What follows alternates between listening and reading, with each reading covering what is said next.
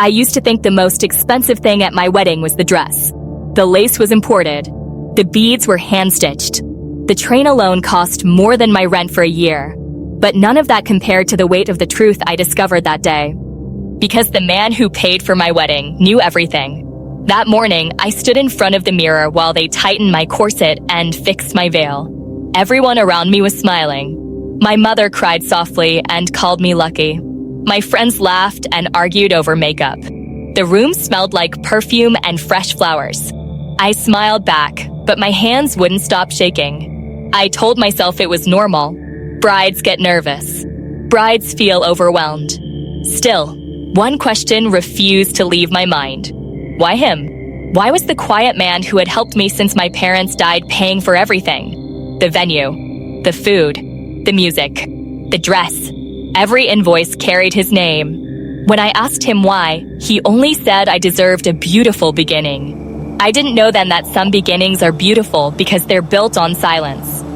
At the church, sunlight spilled through stained glass as the doors opened. People stood. Music played. I stepped forward, and that was when I saw him. He stood near the back, alone, watching, not smiling, not crying, watching me like someone witnessing the end of something, not the start. When I said I do, I meant forever. When my husband said I do, he meant convenience. I just didn't know it yet. The reception was loud and joyful. People danced. People laughed. People asked who sponsored such a perfect wedding. I tried to avoid him, but he found me anyway. Outside, away from the music, he asked if my husband had told me. Told me what? He said there were things I didn't know about the man I had just married. That there was never a right time for the truth, only consequences for avoiding it. I told him it was my wedding day. He said that was exactly why he had to speak. He told me my husband didn't fall in love with me by accident.